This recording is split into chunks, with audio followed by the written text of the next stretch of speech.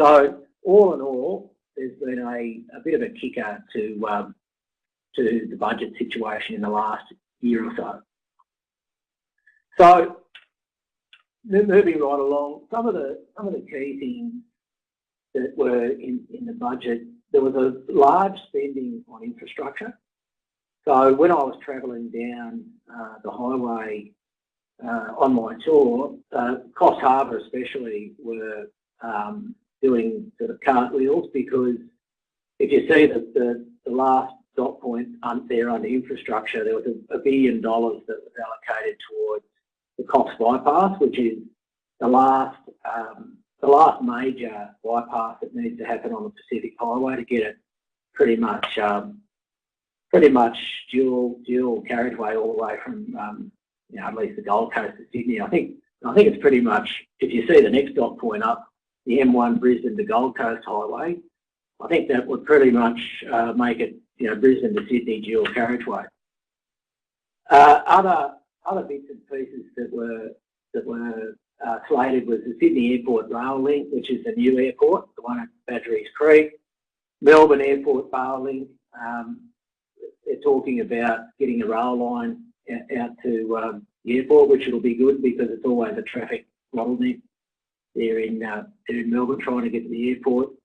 And I won't go through all of them, but essentially there's a fair component of spending, fairly large component of spending on infrastructure, and I'll show you where that's important in a second. But the last dot point there, the coalition is still looking to deliver company tax cuts to large companies, so it's $50 million turnover above.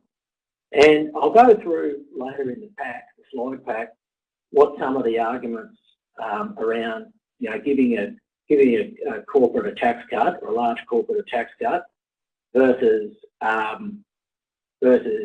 giving personal tax cuts, etc. It's a fairly divisive topic.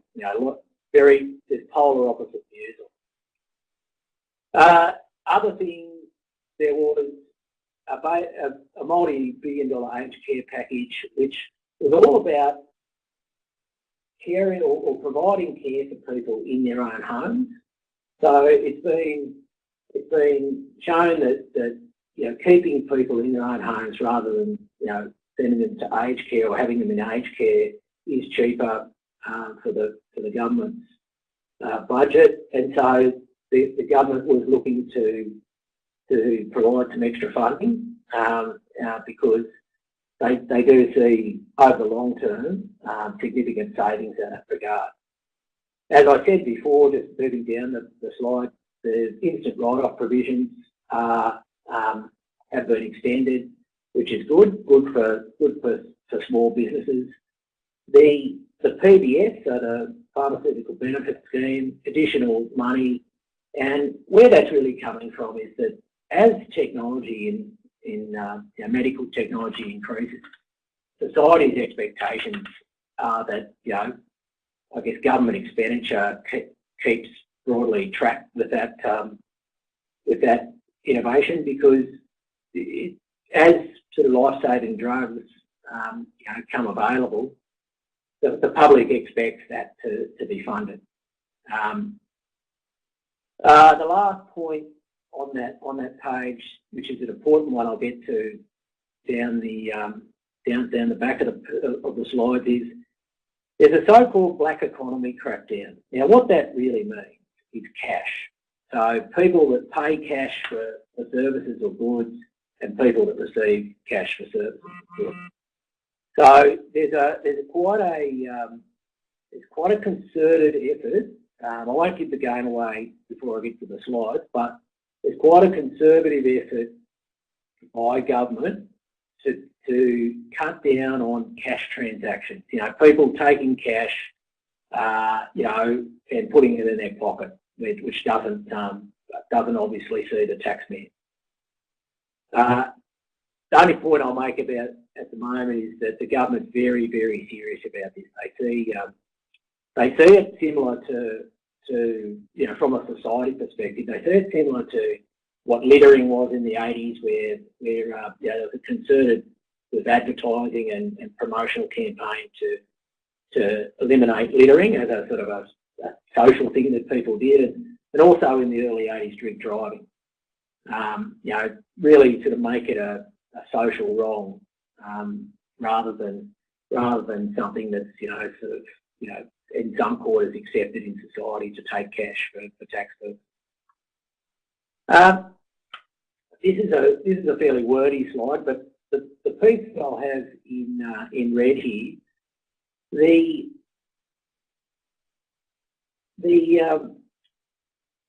essentially I mentioned all those infrastructure projects. So what's sort of buoying or providing buoyancy to the economy at the moment is significant infrastructure spending. I work in North Sydney and live in Cammeray, which is just a couple of blocks up the road, and I come down to work pretty early in the morning. That's the old country sort of background. I'm a fowl, not a owl, as they say. And it's a sea of high bids. That's just in North Sydney. There's literally, you know, it wouldn't be thousands, but there's hundreds and hundreds of construction workers getting off buses and trains, etc. There'd be at least 6 big buildings just in North Sydney being constructed. And so infrastructure, both government and private, is massive. And so that spending obviously flows through the economy and has been a significant stimulus to the economy. The other one is business investment. So business investment in the non-mining sector has been relatively strong, and things like the $20,000 write-off help because you know, the small business sector is quite significant to the Australian profile. One of the things that you know, I guess they're on the positive side, but some of the things that are less attractive or more worrying is weak wages growth. Now, it's been a common factor in Australia for quite some time that wages growth has been stagnant or at best very weak, and where that sort of impacts on things is that when people aren't getting pay rises, they're not as optimistic to go out and spend money. That's one factor. And secondly, when they're not getting pay rises, they're not then moving into additional tax breaks or indeed paying more tax, and so the tax revenue doesn't grow. It doesn't sort of grow with the spending, the underlying spending or government expenditure. So that's an issue which is both an issue here but also overseas. Most Western countries.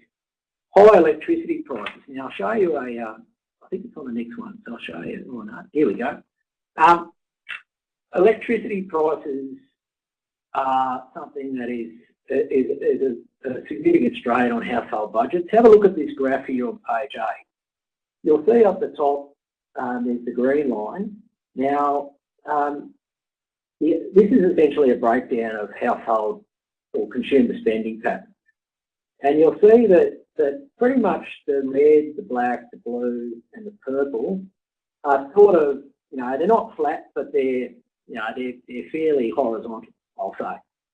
Now, if you see the green from sort of Q4 16 up, up to the second half of 17, you see that spike in electricity prices or utilities prices. It's sort of tapered off a bit, but if you can compare the volatility compared to some of these other lines here, you can get an idea of just how electricity prices are impacting on household budgets. I remember when I was in short pants out at Moree,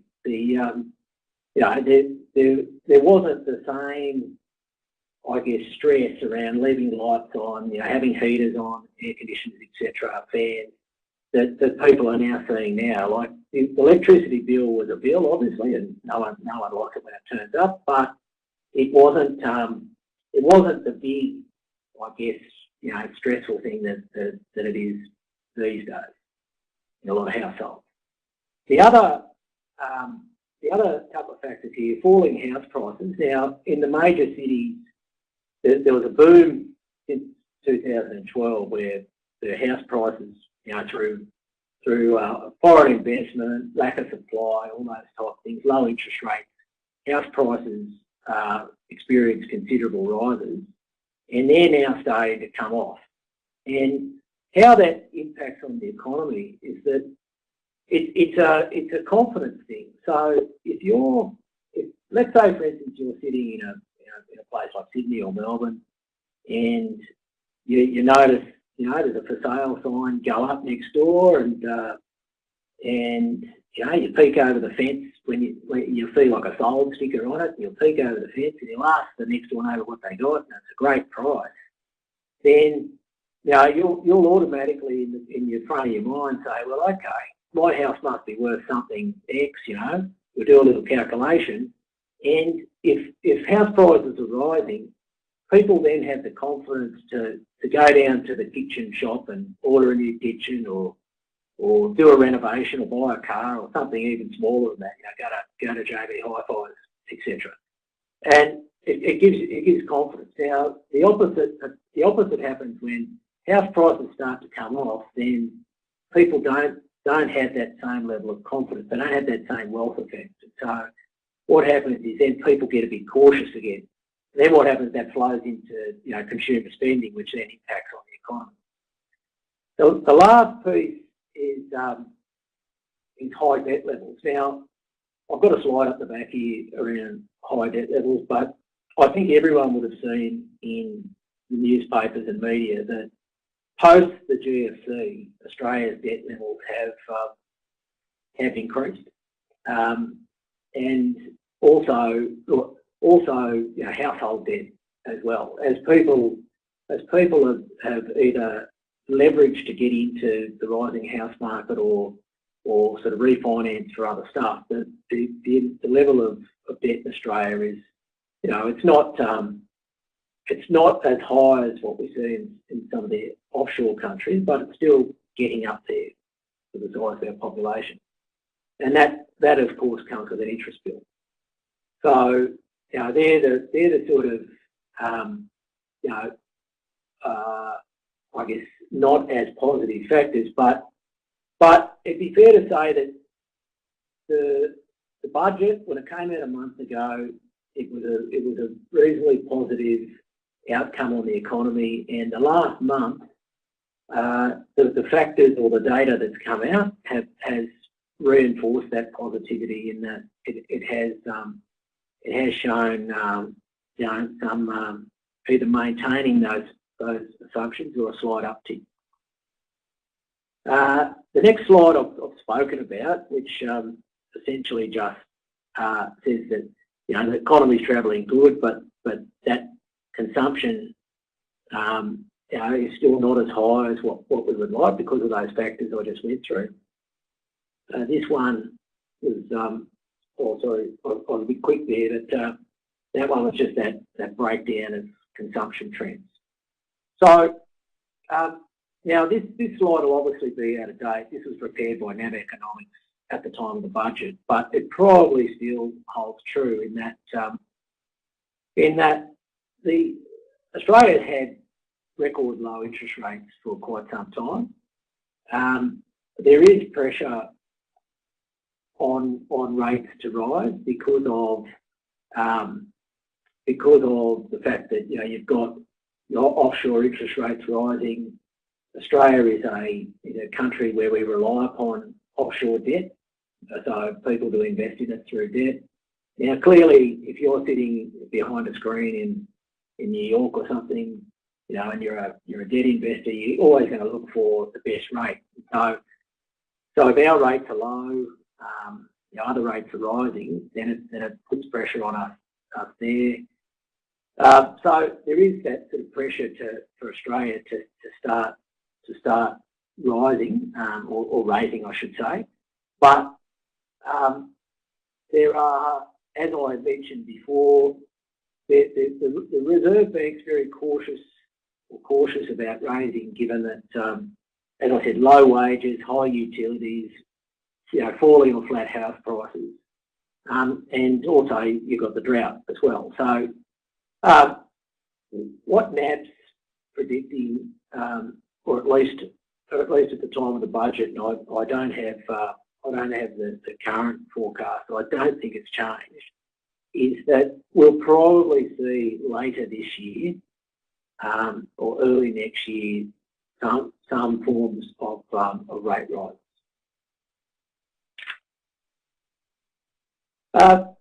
This slide I've got in here, which I've rolled it out at every presentation I think I've done on the budget for the last couple of years, but it shows a thing about what we call productivity. And what essentially is, if you have a look at the roughly the middle of the table, and it's 1990s, right? So the column was 1990s, and you see how from the 1980s to the 1990s there was an uptick in the size of the economy and economic income or real income. Now the blue in that graph is productivity. So what that means is that productivity gains. So Australia as an economy, we produced more with less. So we got rid of red tape, government regulations. This was in the in the 1990s. You had the benefit of the 1980s reforms, floating the dollar, wage accords, all those type of things that Hawke and Keating. And so in the 1990s, the summary statement would be Australia grew as a country and an economy because of productivity enhancement. Now have a look in the next one. So basically the Olympics, so 2000 to 2013, we still grew, but you see there's a fair slice of green. Now the green is terms of trade.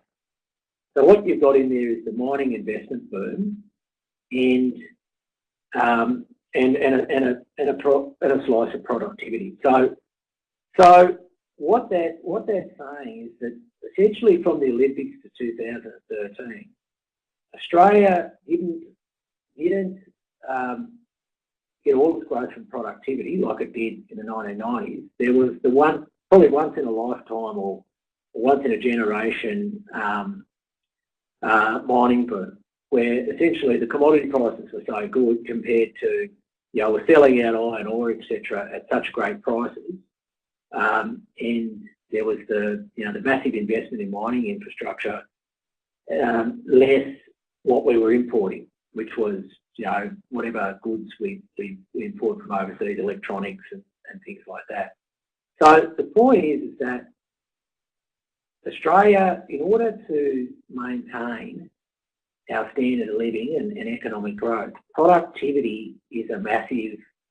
It's massive. It's really the only significant factor that's going to keep on delivering significant economic growth, because we're probably not going to see in our lifetime the same sort of green or mining boom that we previously did.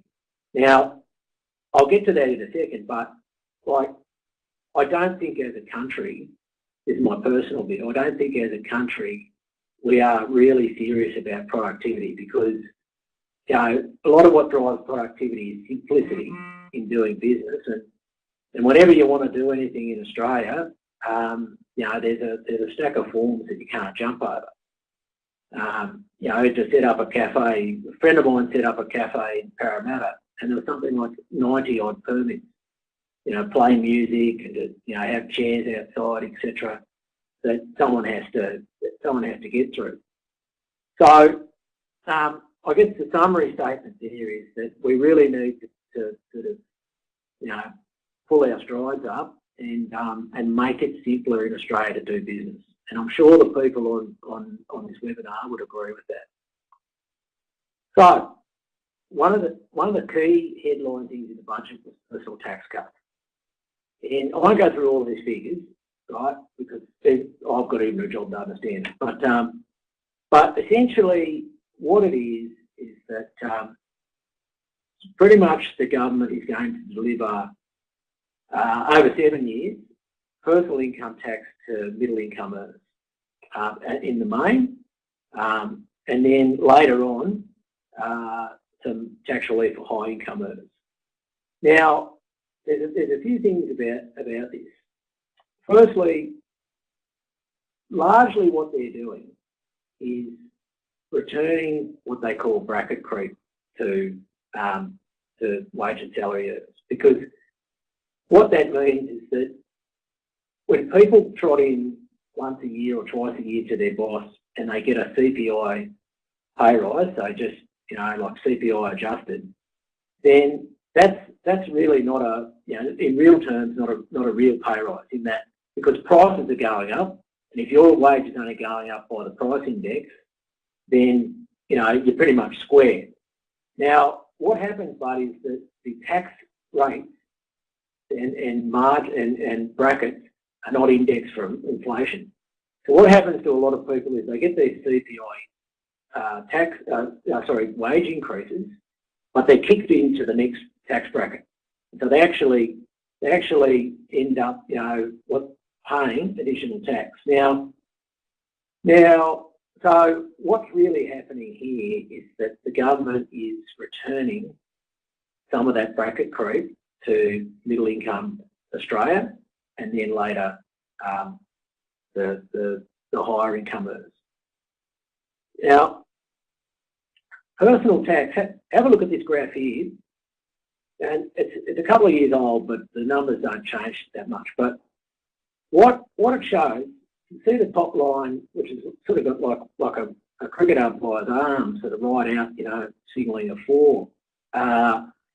It shows that about roughly 150 billion of tax is collected in personal income tax. So that's wage and salary earners.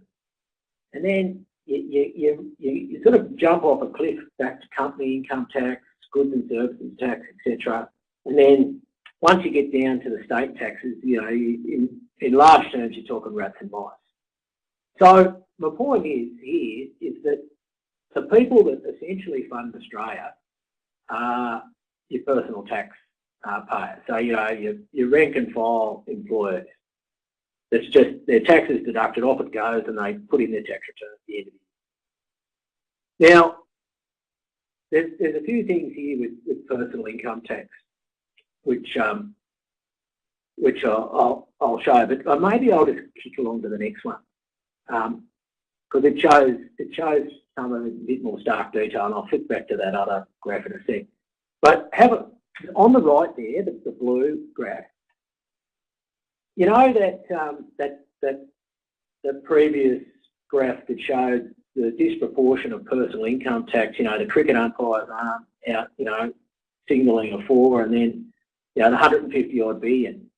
Well, 17% of workers pay 64% of that tax take. So what that means essentially is that not many workers, so your highest income earning workers, pay most of that tax. So the problem that Australia has is that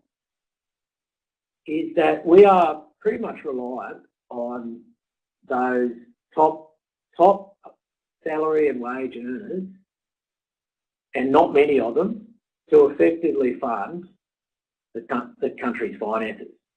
Now, there's an issue there, because as time goes on, those income earners are not going to be, you know, they won't have grey hair. They'll be the young ones, the millennials coming through.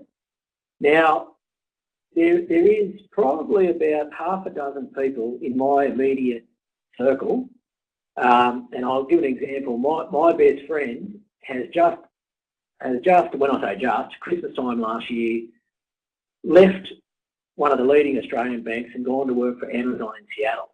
Why? Because number one, it's a tech company and Amazon's gobbling up the world at the moment, you know, business-wise. But secondly, it's for tax rates. And so there's that example. I've had 2 or 3 people, young ones in my team, that have gone off to Singapore, Hong Kong, etc., and essentially chasing lower tax rates that you get in Asia. The significance is that we can't have too much of that in Australia because, you know, as I said, not many workers pay most of the bills. So if we have more and more of our bright young ones that are going to become that 17%, then it's going to essentially become that 17%, then it's going to essentially mean that we're going to run out of taxpayers. Now, the other thing that exacerbates that is that, have a look, the next graph over to the left, as the population gets older, what's happening is that we're running out of workers. So have a look here, the top line, 1974-75, there was essentially 7.3 workers for every retiree. Now, roughly now, so go down two lines to 2004-15, there's 4.5 workers. And you see that over time, the amount of workers per retiree, virtually, you know, it's not dropping off a cliff, but it's gradually reducing. So what that means is that essentially, because there'll be more and more people in retirement versus working as a proportion, we're running out of workers. Now, why is that important? Again, as you saw from that earlier graph, it's we're so dependent on personal income tax. And if you throw in the fact that plane loads of young ones are going over to work in you know, these lower tax countries, especially for the tech companies, the US and Chinese tech companies, then there will be potentially in the future a significant strain on revenue. So the other thing with personal income tax is that you may have heard the expression that the taxed and the tax not. Now that was coined by Joe Hockey in a speech about 4 years ago. What he was getting at there was that about 50% of households, when you take into account the tax that they pay and the family tax benefits, etc., that they get back, they actually, on a net basis, don't actually pay tax or pay to the government on a net basis. And so, because of those family tax benefits that are introduced in the Howard Costello years, they are essentially meaning that probably only 50% of households are actually paying tax on a net basis. And then you look at that concentration that I went through before, that you know, there's not many workers actually paying the bills. So I'll just go quickly through some of these points. I think I've covered most of them, but you know, I've got Scott Morrison up there. Like, he loves personal income tax because the system's been around for years. Everyone knows how to use it, etc. Bracket creep. Well, bracket creep just happens, you know, when people get those CPI increases. It doesn't cost any political capital. Like, it doesn't have to go to the electorate or go to Parliament, I should say, and raise rates. You know, raise additional taxes. It just comes in. As I said before, declining worker base through ageing and young ones taking off for those you know, tech companies, etc. Now, the way to plug that decline is immigration, but as you'll probably know, immigration uses a lot of political capital because there's been, both here and overseas, an anti-immigration sentiment, you know, amongst society. The other thing with high tax rates is it discourages work because people you know, they look and they think, well, okay, you know, especially mums returning to the workforce, etc. They look and they think, well, if I'm going to get this tax, you know, this amount of tax, when I take in everything into consideration, you know, I might as well stay at home. And so that's an obvious subset of the population where the high tax rates do influence their decisions, but also people that may be thinking about, you know, a Saturday job or doing something extra. The high tax rates do encourage or discourage. The last point I'll make on this is that it's hard with our high tax rates. It's hard to get a lot of these, you know, these sort of innovative or smart sort of people, or, you know, to actually move to Australia, because they can get those lower tax rates elsewhere. You find that if to get someone to move to Australia, by the time you top them up for the extra tax that they're paying, it gets very expensive for Australian business. That's another reason why personal income tax is you know, very important or so topical in the papers. I spoke about net debt before. All this slide just shows you the trajectory. So you can see that around 2009 there it flattened out, but obviously since then with the GFC, etc., it's growing. Now I've got this slide in here, which really I've sort of touched on, but Bernard Salt, you might have seen in the papers, there was the whole smashed avocado sort of controversy where Bernard Salt, he's a demographer and he writes for the Australian newspaper, but he wrote a column about 12 months ago saying that, you know, young people, it's difficult for them to get into the housing market when they're eating smashed avo at the cafe, you know, every Saturday or more frequently. And it caused a bit of a stir at the time, but the young people, they've been surveyed, and I've anecdotally talked to a lot of young people through my role, and things like you know, high tax rates. I've mentioned before that young people, they want the life experience to head off overseas, but more and more so it's tax rate driven, because they earn lower tax money, bring it back, and potentially get into the housing market, etc. Now, the other thing that young people are potentially or have voiced concern about is the tax policies. Things like untaxed superannuation, capital gains tax discounts for investing, negative gearing, etc.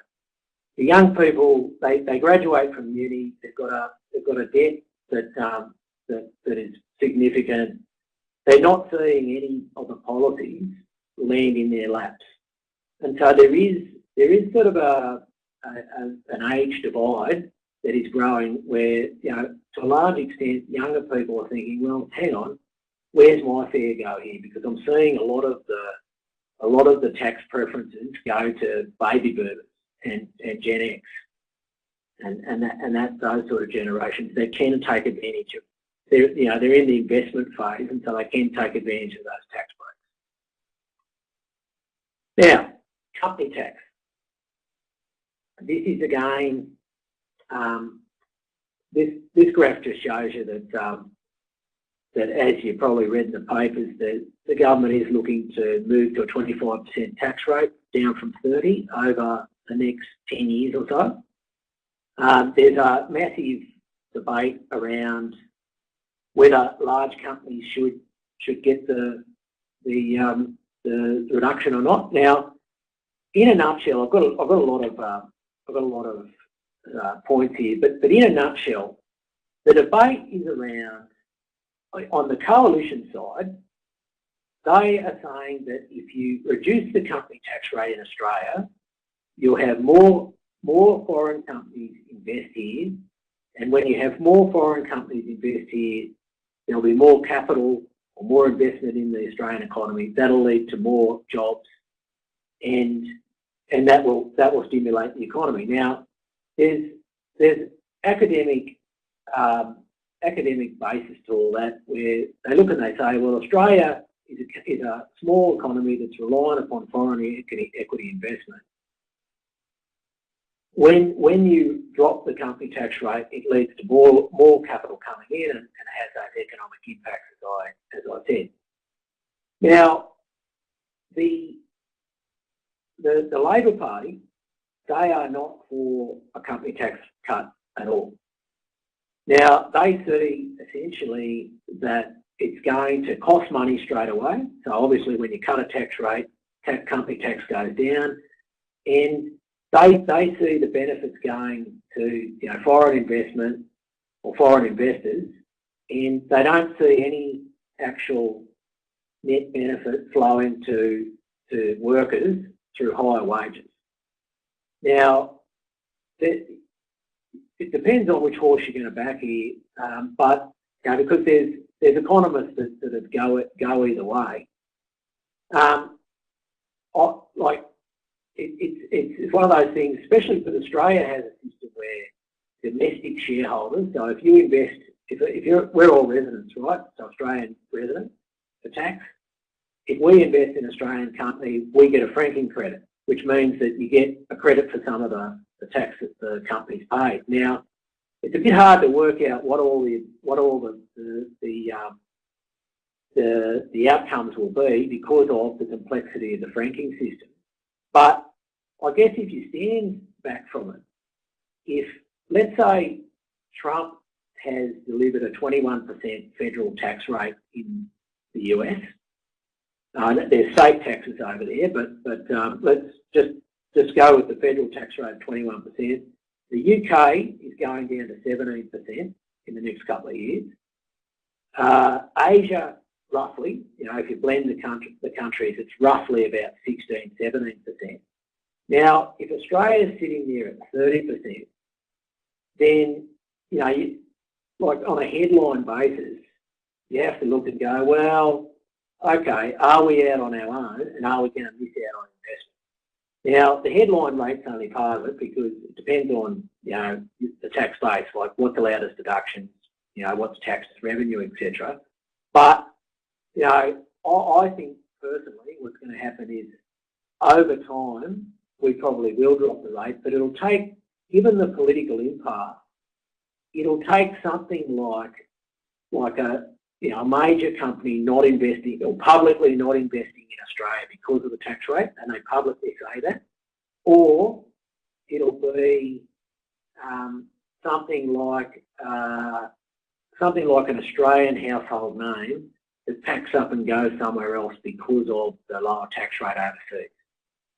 So I think until there's something like that, then I doubt you're going to get you won't get a cut through in the political impasse between Labor and the coalition and the crossbench. So just some quick points about company tax. You see there, you've got the remember how I said on personal tax you've got some concentration risk, so not many taxpayers. Then it's the same thing for company tax. You'll see there, total company income tax 67 billion. The largest 10, so companies like NAB pay roughly a third of that, so 20 billion. And then the next 90, so to make 100, the largest 100 pay roughly half, so 33. And then, then the next 1,300, pay the rest, or actually don't pay the rest. So, just another 10, what is it, 7 billion. So, in Australia, you've got not many companies that are paying the company tax, and a lot of it is the volatility in the company income tax earnings are largely around iron ore prices.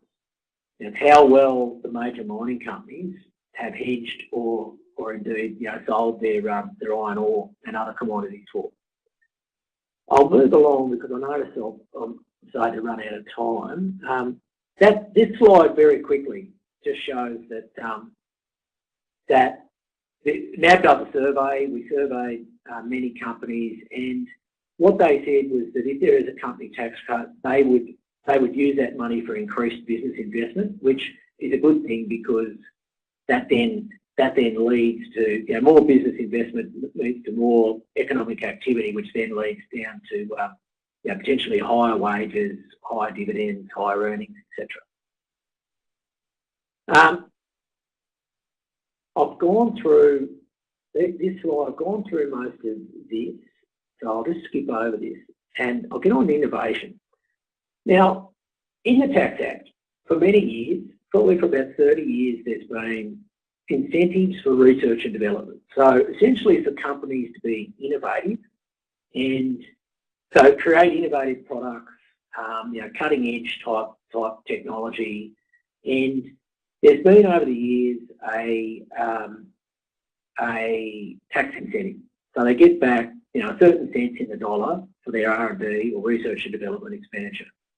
Now, recently in the last budget, the government has tightened those rules, which makes the rules much less attractive than what we see in in competitor countries. Now, why is that important? Have a look here. This is a year old, but it shows basically the top 10 companies in the world by capitalisation. Now, have a look. See the green, the third column. You've got essentially tech, US companies, so Amazon, Facebook, Microsoft, Google, Apple, and then down the bottom you've got the Chinese companies, basically Tencent and Alibaba. So what my point here is that the significant wealth in the world at the moment is technology based, and so in Australia we can't, we need to join that. We need to join that sort of wealth sort of generation. Our R&D policies, we need to supercharge businesses. We can't be haircutting at a time like this. And this slide, it may be a bit hard for you to see, but I'll walk you through it. But essentially on the left you've got American big business, and on the right you've got Australian big business. Now, the most important thing is to have a look at the dates. In America, in the third column, you'll see that most of their wealth, because remember it was all basically tech companies, American big business, you see Apple 1976, Google 1998, Microsoft 1975, and Amazon, Facebook younger, right? These are all new companies. That's where the wealth and market cap's coming from. Have a look over next door at Australia. Right, if we just go down 1885, 1911, 1817, it's like a modern history lesson. So my point very quickly is that if you look at Australia's top 10, we haven't, as a country, created a significant new taxpayer or indeed listed company, since, where is it? I think Woolies 1924.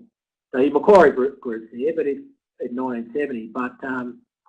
But my point is that everything offshore that's valued is new, not us.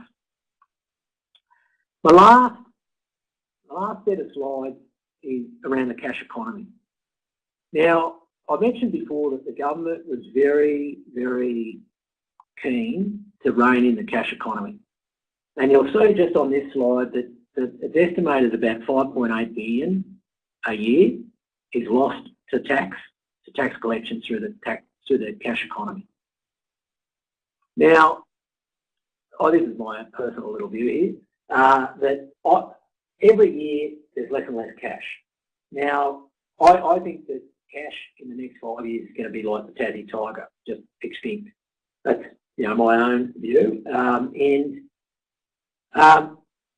it's because what we're seeing at NAB is every year the amount of ATM transactions go down. So it's interesting. The most circulated note in Australia, and I asked this at all the seminars that I did, and not many people came up. It's actually the $100 note, and I don't know. My wallet hasn't been a $100 note in quite some time, but it's the most prolific note in circulation. So, and you can probably guess what it's used for. So the measures that the government is putting in to target the cash economy is firstly a cross-agency approach. So you're going to have police and police and other agencies working with the ATO. So they'll be targeting people in a multi-agency type way. You'll also have more than likely state agencies as well. The second point is the data analytic capacity and data matching of the ATO will be beefed up, and I have to tell you that it's very, very sophisticated even at the moment. So they can essentially do analysis to a very, very sophisticated level.